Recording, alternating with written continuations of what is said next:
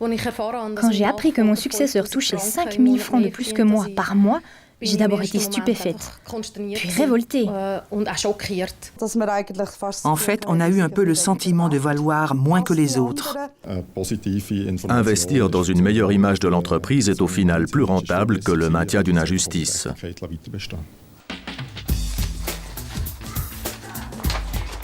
Daniela Scopetta est experte fiduciaire diplômée. Jusqu'à la naissance de son deuxième enfant, elle travaillait comme contrôleuse de gestion dans une entreprise en plein essor du secteur de la nouvelle économie. En fait, je crois que les hommes gagnaient trop dans cette entreprise. Je n'ai pas le sentiment d'avoir été trop peu payée en tant que femme. Mais eux, par exemple, le moindre mot de langue étrangère qu'ils connaissaient, ils le vendaient comme une super qualification.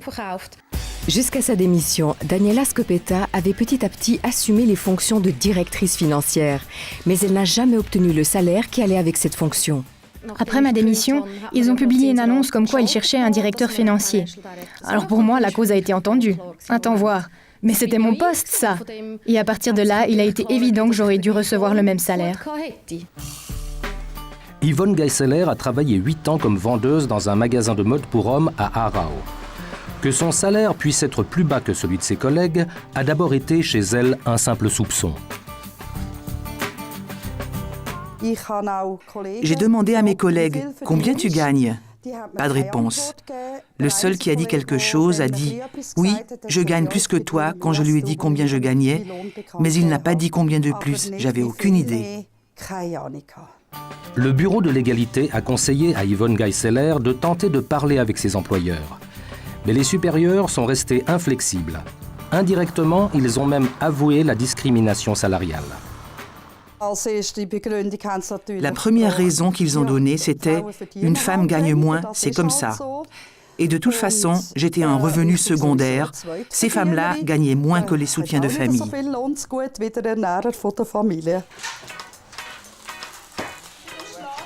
La Fondation d'ateliers de handicapés de Stans a depuis peu un nouveau système salarial. La Fondation a chargé un conseil externe d'effectuer une analyse du travail. À l'internat, à l'accueil de jour et dans les ateliers, près de 100 employés s'occupent d'adultes handicapés. La révision des salaires était nécessaire car la Fondation s'était restructurée auparavant.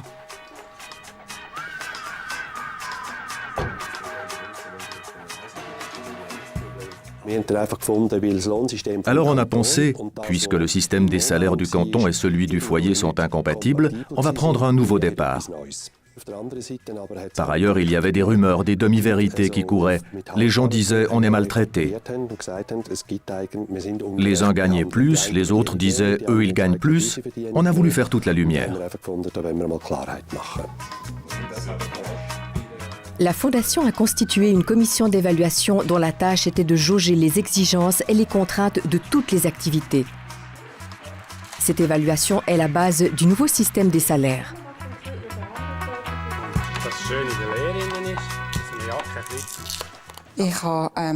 C'est clair que j'attendais de la transparence et qu'on explique comment les salaires étaient calculés. Et puis aussi, le profil exigé. Et enfin qu'on ait en main un document qui nous permette de voir concrètement qui gagnait combien et dans quelle fonction. Et ça ne devait pas coûter plus cher. Pour nous, c'était important qu'il n'y ait pas de discrimination. Ça ne doit jouer aucun rôle qu'on emploie une femme ou un homme. BEDAG, une entreprise d'informatique située à Berne et à Lausanne, a fait procéder à une analyse statistique approfondie des salaires de ses quelques 400 employés. Au départ, j'ai encore dit « je suis certain que l'on n'a pas de discrimination salariale ». On a vraiment un système qui ne tient pas compte des sexes. BEDAG a chargé un consultant externe de découvrir s'il existait des différences discriminatoires entre les salaires des hommes et ceux des femmes. Le résultat a surpris le chef d'entreprise. Après avoir éliminé toutes les différences explicables, selon le métier, l'expérience ou l'âge, il restait encore 7% d'écart de salaire entre les hommes et les femmes, que l'on ne pouvait pas expliquer. Par son analyse, l'économiste Sylvia Strub est capable de définir quelle est la part discriminatoire. Les facteurs d'incidence sur le salaire comme la formation, l'expérience professionnelle, l'âge et la hiérarchie expliquent une part des écarts de salaire. Quand on a tout pris en compte et qu'on voit encore que les femmes gagnent systématiquement moins que les hommes, alors il y a un soupçon de discrimination et alors il faut continuer à chercher ou corriger les écarts de salaire.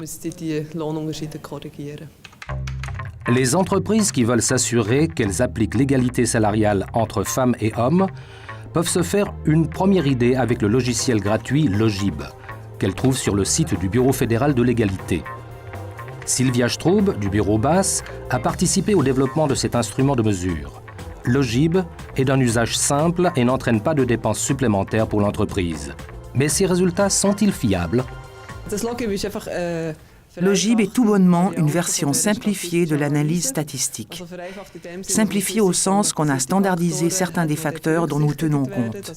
Par exemple, les différences de formation ou les différences de fonction, le niveau d'exigence ou l'expérience. C'est comme un premier instantané, si besoin est, il faut approfondir.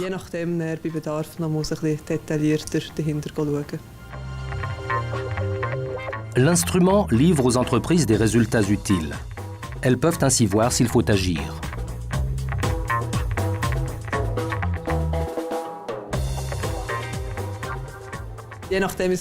Selon le résultat, il y a plusieurs possibilités. Si l'entreprise est dans les limites du tolérable, elle n'entreprendra rien. Autrement, il faut espérer que l'entreprise prendra des mesures d'elle-même sans attendre une action devant les tribunaux. Christian Katz analyse les exigences et les contraintes des activités les plus diverses. Il y a différents systèmes d'évaluation susceptibles d'élaborer une échelle de salaire non discriminatoire. L'un d'entre eux s'appelle Abacaba et a été développé par Christian Katz.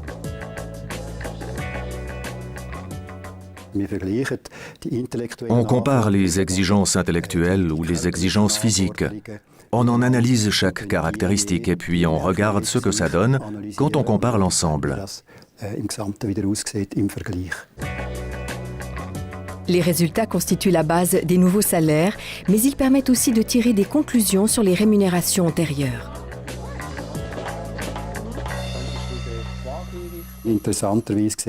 C'est intéressant de voir que dans les ateliers, on employait plus d'hommes et typiquement plus de femmes dans l'internat. Et même si aujourd'hui ces fonctions sont équivalentes, les femmes de l'internat gagnaient beaucoup moins. Et ça, c'est un signe que dans le passé, les activités où les hommes dominaient étaient mieux payées. Cela montre aussi bien que l'on peut se rapprocher un peu de l'égalité salariale en évaluant ainsi les fonctions.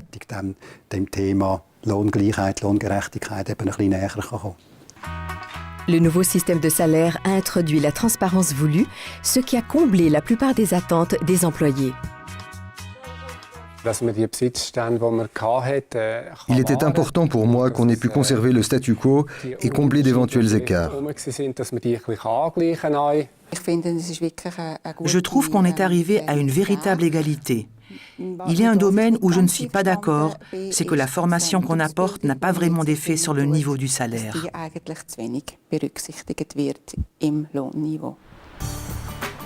Yvonne Geisseler a porté ses revendications devant l'organe de conciliation pour les questions d'égalité à Aarau. En vertu de l'arrangement proposé par la présidente de l'époque, Lotti Fellman, son ancien employeur a dû payer en tout 70 000 francs à Yvonne Geisseler.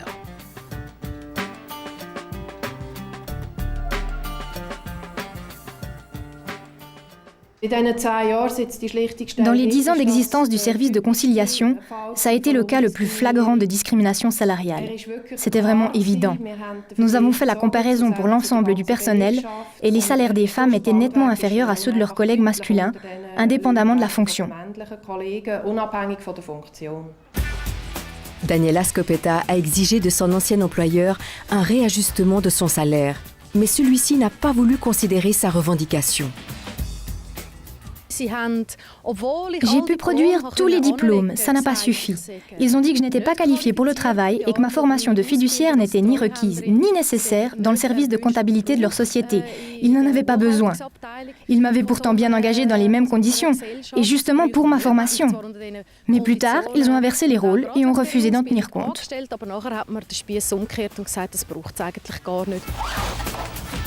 Daniela Scopetta a eu davantage de succès au tribunal. Au terme d'un arrangement à Zurich, son employeur s'est engagé à lui verser un complément de salaire de 40 000 francs.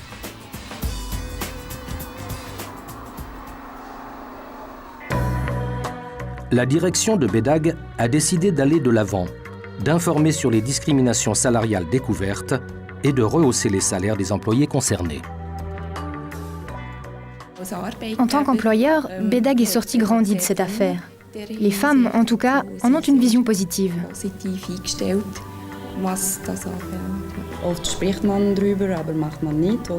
Voyons les choses en face. Souvent on parle, mais on ne fait rien. Et cette fois, ça s'est passé autrement. Après l'analyse, les salaires des femmes ont été rehaussés à Lausanne et ça, c'était extrêmement positif.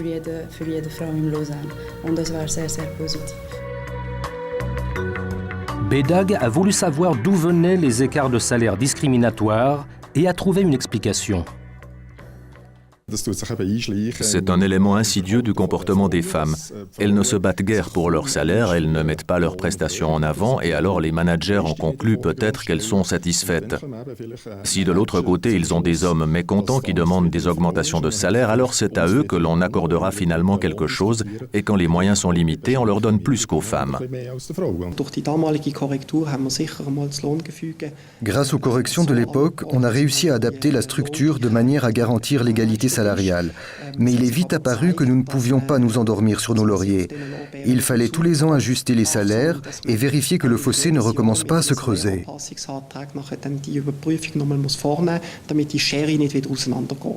Pour qu'il n'y ait pas de discrimination involontaire, tous les responsables doivent être sensibilisés. Les salaires au mérite comportent également un danger de discrimination. Les salaires au mérite fonctionnent selon le principe « on ne prête qu'aux riches ». Ce sont les hommes qui en profitent le plus, d'abord parce qu'ils sont en haut de leur hiérarchie. S'ils sont aux mêmes échelons, ils reçoivent des sommes plus élevées. Et ça, c'est le grand danger de ce type de salaire, qu'en fin de compte, on n'évalue pas vraiment les performances, mais que souvent, ceux qui sont dans les fonctions les plus élevées reçoivent le plus.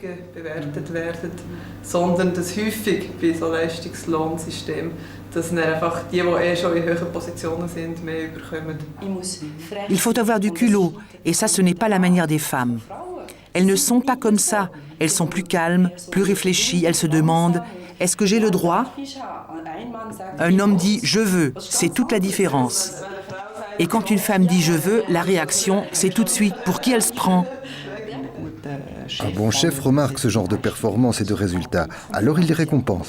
Mais pas automatiquement.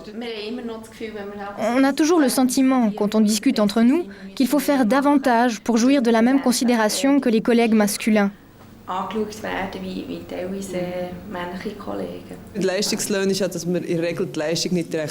Pour ce qui est des salaires au mérite, en général, on ne parvient pas vraiment à mesurer la performance et pourtant, il faut bien la mesurer. Et quand ça se fait sur la base des évaluations personnelles, il faut faire attention de ne pas accorder moins de valeur aux femmes, à leurs activités ou à leurs qualités, telles la communication ou l'assiduité.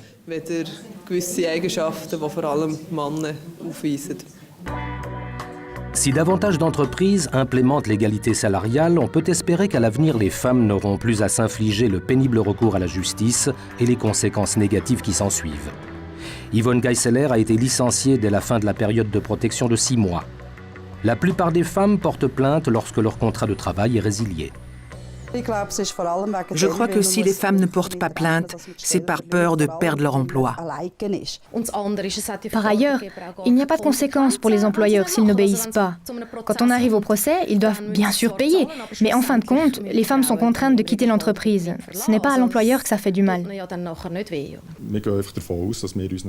Nous partons du principe que nous payons notre personnel correctement. Et plus on se rapproche des salaires du marché, moins on a de fluctuations, évidemment.